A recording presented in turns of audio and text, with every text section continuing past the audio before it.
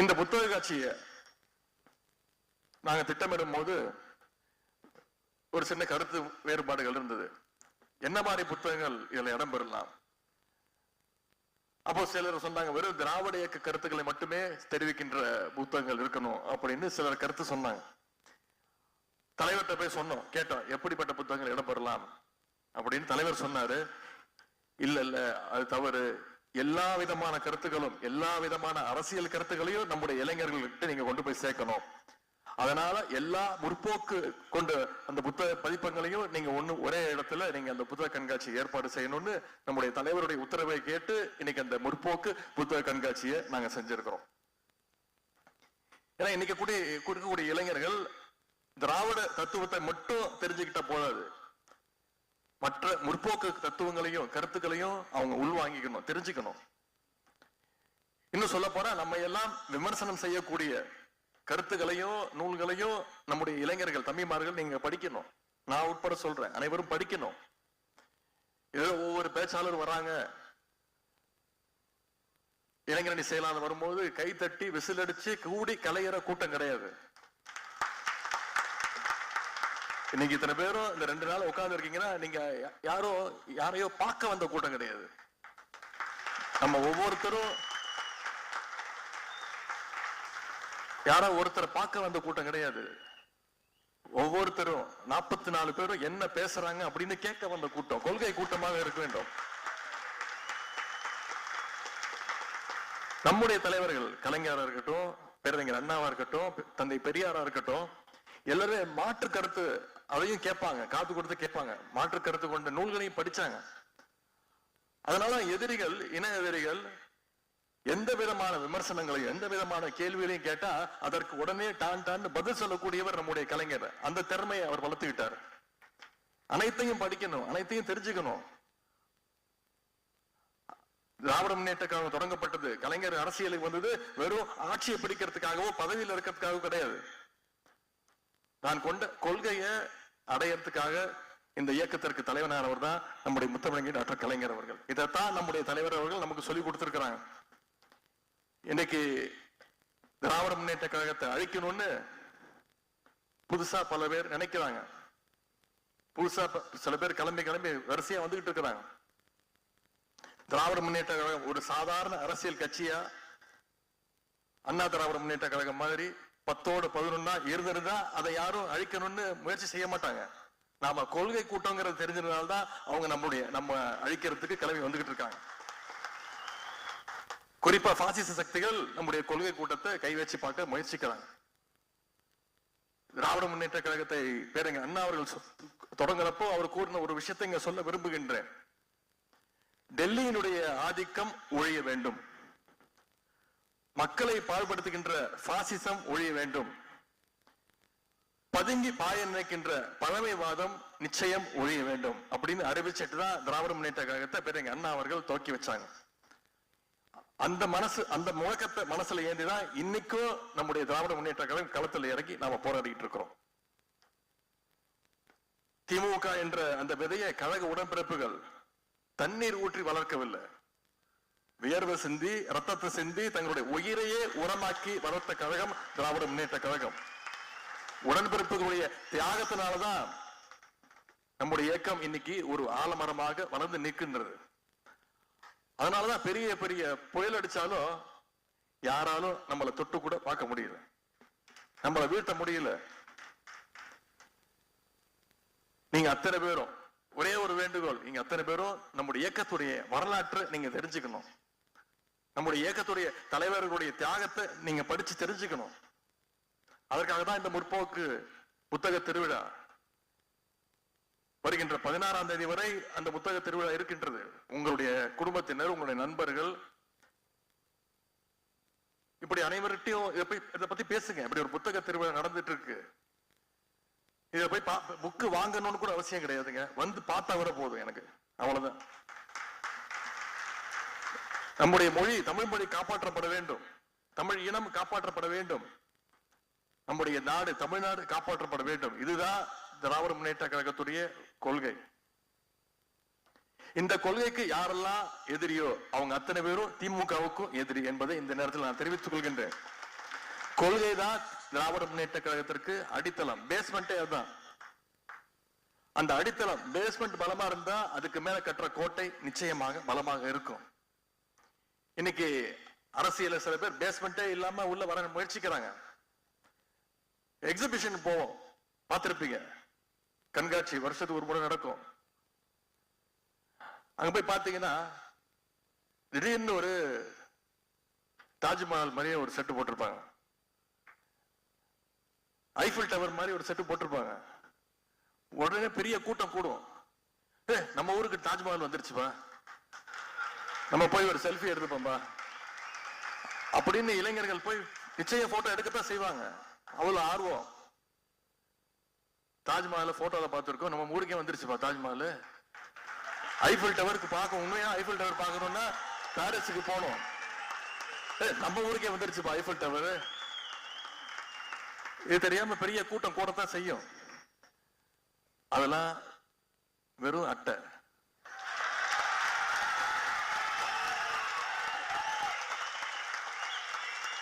அதற்கு எந்த விதமான அஸ்திவாரமோ கொள்கையோ கிடையாது. சும்மா தட்டுனா போதும்,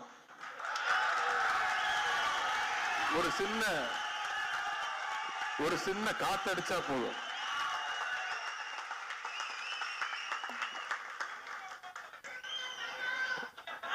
அவங்களுக்கெல்லாம் சொல்லிக் கொள்வது, திராவிட முன்னேற்ற கழகங்கிறது தியாகத்தாலும் போராட்டத்தினாலும் உருவான இயக்கம்.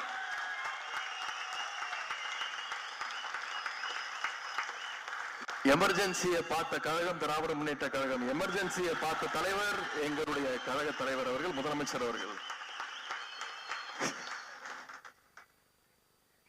எமர்ஜென்சி காலத்துல இன்னொரு விஷயம் நடந்தது, இங்க குறிப்பிட விரும்புகின்ற, பதிய வைக்க விரும்புகின்ற இளைஞரணி தம்பிமார்களை தெரிஞ்சுக்கணும்.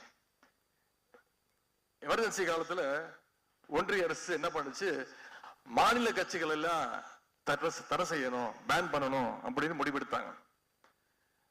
உடனே அண்ணா திராவிட முன்னேற்ற கழகம் என்ன தெரியுமா பண்ணாங்க, கட்சி பேரை மாத்திட்டாங்க. ஏதோ உத்தரப்பிரதேசத்திலயும் ராஜஸ்தான்லயும் உங்களுக்கு கிளை இருக்கிற மாதிரி அண்ணா திராவிட அனைத்து இந்திய அண்ணா திராவிட முன்னேற்ற கழகம் கட்சி பேரை மாத்திட்டாங்க. இதுதான் திமுகவுக்கும் அதிமுகவுக்கும் இருக்கக்கூடிய வித்தியாசம். ஆனா நம்முடைய தலைவர், அப்போது தலைவர் கலைஞர் என்ன தெரியுமா பண்ணாரு, என்ன தெரியுமா சொன்னாரு, வாழ்ந்தாலும் நான் கழகத்தோடு தான் வாழ்வேன், வீழ்ந்தாலும் நான் கழகத்தோடு தான் வீழ்வேன்னு சொல்லி எங்களுடைய இயக்கத்துடைய பெயர் என்றைக்கும் திராவிட முன்னேற்ற கழகம் தான், என்ன வந்தாலும் பார்த்துக்கலாம் நின்னவர் கலைஞர் அவர்கள். அதை மாத்துறதுக்கு இடம் இல்லைன்னு சொன்னார். கலைஞர் அன்னைக்கு காட்டிய அதே உறுதியோட இன்னைக்கு நம்முடைய தலைவர் நம்முடைய இயக்கத்தை இன்னைக்கு வழி நடத்தி கொண்டிருக்கிறார். நம்ம எல்லாம் இன்னும் சொல்ல போனா கொள்கை தான் வழி நடத்துக்குது, நம்மள கொள்கை வழி நடத்துது. ஆனா எதிர்க்கட்சி தலைவர் திரு எடப்பாடி பழனிசாமி அவர்களை பயம் வழி நடத்துது. நீங்க யோசிச்சு பாருங்களேன், இன்னைக்கு திராவிட முன்னேற்ற கழகத்தின் சார்பா நம்ம தைரியமா சொல்லலாம், திமிரா சொல்லலாம், 1120 பக்கங்கள் கொண்ட புத்தகம், புத்தக கண்காட்சி, 55 கடைகள் இருக்கக்கூடிய புத்தக கண்காட்சி, 10 அமர்வுகள், 44 சிறப்பு பேச்சாளர்கள், 2 நாள் அறிவு திருவிழாவை நடத்தி காட்டிருக்கிறோம். வேற எந்த இயக்கமாவது, குறிப்பா அண்ணா திராவிட முன்னேற்ற கழகத்தால் இப்படி ஒரு விழாவை நடத்த முடியுமா? நிச்சயம் நடத்த முடியும். நாம நடத்திருக்கக்கூடிய விழாவுக்கு பேரு அறிவு திருவிழா. இதே அண்ணா திராவிட அனைத்து இந்திய அண்ணா திராவிட முன்னேற்ற கழகம் நடத்துச்சுன்னா நடத்தலாம். அவங்களால அடிமை திருவிழான்னு வேற ஒரு நிகழ்ச்சி நடத்தி காட்டணும். அந்த அளவுக்கு சொல்லுவாங்க, கஞ்சத்திலையும் கஞ்சம், பெரிய கஞ்சம், கடைஞ்செடுத்த கஞ்சன்னுவாங்க. அது மாதிரி ஒரு கடைந்தெடுத்த அடிமைனா அனைத்து இந்திய அண்ணா திராவிட முன்னேற்ற கழகத்துடைய தலைவர், நிரந்தர பொதுச் செயலாளர் திரு எடப்பாடி பழனிசாமி அவர்கள் தான். அதனாலதான் அதிமுக அவங்களுடைய ஓனர்ஸ் பாஜகவால நேரடியா தமிழ்நாட்டுக்குள்ள கால எடுத்து வைக்க முடியல. அதனால வேற வேற வேஷத்தை போட்டு வராங்க, அதிமுக போர்வையை போட்டுக்கிட்டு வராங்க. எதிர்கட்சி தலைவர் திரு எடப்பாடி பழனிசாமி அவரை பார்க்கும் போதுதான் எனக்கு 2 விஷயம் தான் ஞாபகம் வரும். சட்டசபையில பார்ப்பேன், அவரை நேரடியா பார்ப்பேன். அவரை பார்க்கும்போது எனக்கு 2 விஷயம் தான் ஞாபகம் வரும். ஒண்ணு காலு, இன்னொன்னு காரு.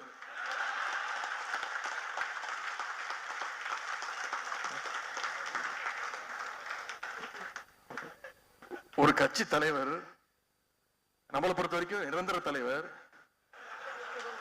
இப்படி இன்னொரு கட்சி தலைவர் பாக்குறதுக்கு எந்த ஊர்லயாவது இப்படி ஒரு கூத்து நடக்குமா?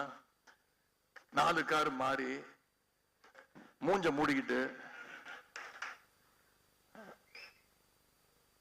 அதே மாதிரி காலு, அந்த அம்மா ஜெயலலிதா அம்மா இருந்த வரைக்கும் அந்த அம்மா காலு, அந்த அம்மா இறந்த பிறகு அந்த அம்மாவுடைய சகோதரி, உடன்பிறவா சகோதரி அம்மையார் சசிகலாவோட காலு, அந்த அம்மையார் ஊழல் வழக்கில் தண்டிக்கப்பட்டு ஜெயிலுக்கு போனோடனே திரு டிடிவி தினகரன் காலு, அதுக்கப்புறம் கொஞ்ச நாள் ப்ரமோஷன் வாங்கி டெல்லிக்கு போய் திரு மோடியோடைய காலு, திரு அமித்ஷாவுடைய காலு.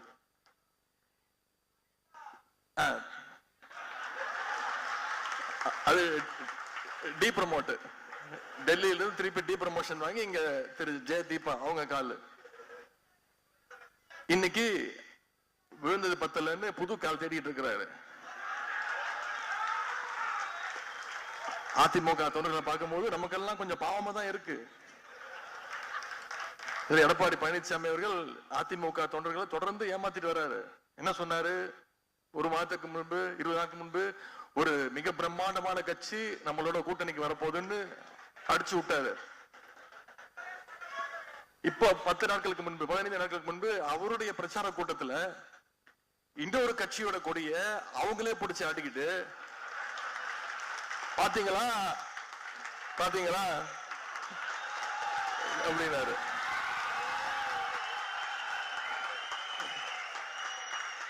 பிள்ளையார் சொல்லி போட்டாச்சு அப்படின்னு சொன்னாரா இல்லையா? எனக்கு அவரை பார்க்கும்போது என்ன ஞாபகம் தெரியுமா? ஃபைனல் எக்ஸாம் படிக்கிற பையன் ஃபுல்லா ஊரை சுத்திட்டு விளையாண்டுட்டு, தப்புன்னு சொல்லல, வேற எக்ஸாமுக்கு படிச்சுட்டு போனா கூட பரவாயில்ல, சுத்தமா படிக்கவே படிக்காம நைட்லாம் தூங்காம காலைல எந்திரிச்சு குளிச்சுட்டு தலைலாம் சீவிட்டு சாமி போட்டோக்கு முன்னாடி போய் எல்லா மந்திரங்கள் எல்லாத்தையும் சொல்லிட்டு குங்குமம் வச்சுட்டு விபூதி வச்சுக்கிட்டு கடைசியில ஸ்கூலுக்கு போனோடனே கொஸ்டின் பேப்பர் கொடுத்தோடனே ஒன்னும் தெரியாம மொழிப்பான். பாத்தீங்களா? இன்னைக்கு அந்த நிலைமையில இருக்கிறார் திரு எடப்பாடி பழனிசாமி அவர்கள். எக்ஸாம் பேப்பர்ல வந்தோடனே ஆன்சர் ஷீட்ல வெறும் பிள்ளையார் சொல்லி மட்டும் தான் போடுவாங்க. அதுக்கப்புறம் எழுதுறதுக்கு ஒன்னும் இருக்காது, எல்லாம் மேல இருக்கிறவன் பார்த்துப்பா அப்படின்னு விட்டுருவாங்க. அப்படிப்பட்ட நிலையில இன்னைக்கு திரு எடப்பாடி பழனிசாமி அவர்கள் இருக்கிறார். எனக்கு வருகின்ற தேர்தல்ல உங்களுடைய எழுச்சியும் இந்த உணர்வும் பார்க்கும்பொழுது இதே உணர்வு, இதே எழுச்சி அடுத்த 4 மாத காலம் நம்மளுக்கு இருக்கணும். அது நிச்சயம் அதை செய்வீங்கன்ற நம்பிக்கை தலைவருக்கும் இருக்கு, எனக்கும் இருக்கு. நான் உங்களோட நிக்கிறேன், காலத்துல நிக்கிறேன். வருகின்ற தேர்தலில் திராவிட முன்னேற்ற கழகத்துடைய வெற்றியை யாராலையும் தடுக்க முடியாதுங்கிற நிலைமையை நீங்க உருவாக்க வேண்டும். இதையெல்லாம் எப்படியாவது தடுத்துடணும்னா இன்னைக்கு எஸ்ஐஆர்ன்ற ஒரு திட்டத்தை ஒன்றிய அரசு கொண்டு வந்திருக்கு, தேர்தல் ஆணையம் கொண்டு வந்திருக்கு, ஸ்பெஷல் இன்டென்சிவ் ரிவிஷன். இந்த எஸ்ஐஆர் திட்டத்தின் மூலம் சமீபத்தில் பீகார் மாநிலத்தில் கிட்டத்தட்ட 65 லட்சம் வாக்காளர்கள் நீக்கி இருக்கிறாங்க. அதே மாதிரி இங்கேயும் இருக்கக்கூடிய சிறுபான்மை மக்கள் அவங்களுடைய வாக்குகளை, ஒடுக்கப்பட்ட மக்களுடைய வாக்குகளை எல்லாம் எப்படியாவது நீக்கணும்னு முயற்சி செஞ்சுட்டு இருக்கிறாங்க. எஸ்ஐஆர் முடிகிற வரைக்கும் அதை சரி பண்ற வேலையில வந்திருக்கக்கூடிய உடன்பிறப்புகள், இளைஞர்கள், தம்பிமார்கள், நீங்க களத்துல இறங்கி நீங்க ரொம்ப கவனமா செயல்படணும்னு நான் கேட்டுக்கொள்கின்றேன். அப்பதான் பாஜகவுடைய சதி திட்டத்தை நம்மளால முறியடிக்க முடியும். இன்னைக்கு ஒன்றிய பிரதமர், நமக்கு எதிர்கட்சி தலைவர் தான் இப்படி வாச்சிருக்கிறாருன்னா அவருக்கு கொஞ்சமும் சளைக்காம ஒரு ஒன்றிய பிரதமர் திரு நரேந்திர மோடி அவர்கள் தான் ஒரு ஒன்றிய பிரதமர் என்பதையே மறந்துட்டு இன்னைக்கு ஒவ்வொரு மாநிலத்துக்குள்ளேயும் சண்டை மூட்டிக்கிட்டு இருக்கிறாரு. பீகார்ல தேர்தல் பிரச்சாரத்திற்கு போய் அவர் பேசியிருக்கிறார். தமிழ்நாட்டுல பீகார் மக்களை நாம துன்புறுத்துறோமா? தமிழ்நாட்டில் இருக்கக்கூடிய பீகாரை சேர்ந்த ஒரே ஒருத்தர் துன்புறுத்தப்பட்டிருக்கிறாருன்னா அது இங்க இருக்கக்கூடிய ஆளுநர் திரு RN ரவி அவர்கள் மட்டும்தான். அவரையும் நாம துன்புறுத்தல. தமிழ்நாட்டு மக்கள், அவர் தொடர்ந்து தமிழ்நாட்டு மக்கள் துன்புறுத்துறதுனால தமிழ்நாட்டு மக்கள் அவரை துன்புறுத்திட்டு இருக்கிறாங்க. இன்னும் சொல்ல போனா வச்சு செய்யறாங்க. இன்னும் சொல்ல போனா நம்முடைய தலைவர் ஒரே வேண்டுகோள் தான், தயவு செய்து இங்க இருக்கக்கூடிய ஆளுநரை தயவு செய்து மாத்திராதீங்க அப்படின்னு வேண்டுகோள் வைப்பவர் தான், அந்த பெரிய மனசுக்காரர் தான் நம்முடைய தலைவர் அவர்கள். பாஜகவுடைய இந்த பிரித்தாளுகின்ற சூழ்ச்சியை நாம் முறியடிக்க வேண்டும். விரைவில் பாசிச பாஜகவுக்கு எதிராக ஒட்டுமொத்த இந்தியாவும் திரும்புகின்ற நிலைமை ஏற்பட போகுது. அதற்கான விழிப்புணர்ச்சியை ஒட்டுமொத்த நாட்டுக்கும் கொடுக்கின்ற தத்துவமாக நம்முடைய திராவிட மாடல் தத்துவம் நம்முடைய அரசு இன்னைக்கு செயல்பட்டு இருக்கு. அதனால திராவிடன்ற பேரை கேட்டாலே பாசிச சக்திகள் இன்னைக்கு பதறிக்கிட்டு இருக்காங்க. இன்னைக்கு எல்லா மாநிலத்திலையும் அரசியல் களம் மாறிட்டு வருது. நாட்டில் இருக்கக்கூடிய அனைத்து முதலமைச்சர்களுக்கும் ஒரு எடுத்துக்காட்டு முதலமைச்சராக நம்முடைய தலைவர் அவர்கள் செயல்பட்டு கொண்டிருக்கிறார். சமீபத்தில் நீங்க தொலைக்காட்சியில பார்த்திருப்பீங்க, பீகார் மாநிலத்துடைய தலைவர் சகோதரர் தேஜஸ்வி யாதவ் முதலமைச்சர் வேட்பாளர், அவர்கிட்ட ஒரு பேட்டி எடுக்கிறாங்க. அகில இந்திய தொலைக்காட்சி நிறுவனம் பேட்டி எடுக்கும்போது கேட்கிறாங்க, இந்தியாவிலே சிறந்த முதலமைச்சரா நீங்க யாரை நினைக்கிறீங்கன்னு கேட்கும் போது அவர் ஒரு செகண்ட் கூட யோசிக்காம பதில் சொல்றார், தமிழ்நாட்டுடைய முதலமைச்சர் என்னுடைய சகோதரர் அப்படின்னு சொல்லி நம்முடைய தலைவர் பேரை சொல்றார். 11.19% வளர்ச்சியோட இன்னைக்கு இந்தியாவிலே டபுள் டிஜிட்ல பொருளாதார வளர்ச்சியில நம்முடைய மாநிலம் சிறந்து விளங்குதுன்னா அதற்கு நம்முடைய முதலமைச்சர்கள் கொண்டு வந்திருக்கிற திட்டங்கள் தான். நம்முடைய இந்த 4.5 வருஷ திட்டங்களை மக்கள்கிட்ட கொண்டு போய் சேருங்க, தொடர்ந்து பேசுங்க, திண்ணை பிரச்சாரங்கள், தெருமுனை கூட்டங்கள் நடத்துங்க. இன்னைக்கு நம்முடைய முதலமைச்சர் அவர்கள், நம்முடைய தமிழ்நாடு இன்னைக்கு என்ன முடிவு எடுக்குது, ஒன்றிய அரசு ஒரு திட்டத்தை அறிவிக்குதுன்னா தமிழ்நாடு முதலமைச்சர் என்ன முடிவு எடுக்கிறார், தமிழ்நாட்டு மக்கள் என்ன மனநிலையில் இருக்காங்க அப்படின்னு தான் மற்ற மாநில முதலமைச்சர்கள் பாராட்டுறாங்க. தொடர்ந்து மற்ற மாநில முதலமைச்சர் இங்க வந்து நம்முடைய தமிழ்நாட்டையும் திட்டங்களையும் பாராட்டிட்டு போறாங்க. முதலமைச்சர் காலை உணவு திட்டம் விரிவுபடுத்தும் போது முதலமைச்சர், பஞ்சாப் மாநில முதலமைச்சர் திரு பகவந்த் சிங் அவர்கள் பாராட்டிட்டு போனாரு. கல்வியில் சிறந்த தமிழ்நாடு புதுமை பெண் திட்டம், தமிழ் புதுமை திட்டத்தை விரிவுபடுத்தும் போது தெலுங்கானா முதலமைச்சர் திரு ரேவந்த் ரெட்டி அவர்கள் பாராட்டிட்டு போனாரு. இப்படி அனைத்து தலைவர்களும் இந்தியாவே திரும்ப பார்க்கக்கூடிய ஒரு தலைவராக நம்முடைய தலைவர் அவர்கள் முதலமைச்சர் உருவாக்கி இருக்கிறார். இன்னைக்கு இந்தி திணிப்புக்கு எதிராக நாம பேசினா வட மாநிலங்கிறது நமக்கு ஆதரவு குரல் வருது. புதிய கல்விக் கொள்கை வேணாம்னு நம்ம முதல்ல சொன்னோம். இன்னைக்கு மற்ற மாநில முதலமைச்சர் தமிழ்நாடு சொன்னது கரெக்ட், எங்களுக்கும் வேணாம் அப்படின்னு மற்ற மாநில முதலமைச்சர்கள் குரல் கொடுக்கிறாங்க. மாநில உரிமைகளுக்காக நாம பேசினா இன்னைக்கு மற்ற மாநில முதலமைச்சர்கள் நமக்கு ஆதரவாக குரல் கொடுக்கிறாங்க. நிதி உரிமை வேணும்னு நாம தான் மறுமுதல குரல் கொடுத்தோம். இன்னைக்கு மற்ற மாநில முதலமைச்சர்கள் நம்முடைய முதலமைச்சரை பின்பற்ற ஆரம்பிச்சிருக்கிறாங்க. இன்னைக்கு இந்த சூழல்ல தமிழ்நாட்டில் அடிமைகளை கையில வச்சுக்கிட்டு எப்படியாவது பாசிச பாஜக போடுகின்ற இந்த திட்டங்களை எல்லாம் கழக உடன்பிறப்புகள், இளைஞரணி தம்பிமார்கள், நீங்க அத்தனை பேரும் ஒற்றுமையா இருந்து களத்துல வேலை பார்த்து நம்முடைய அரசை மீண்டும் தொடர செய்ய வேண்டும்.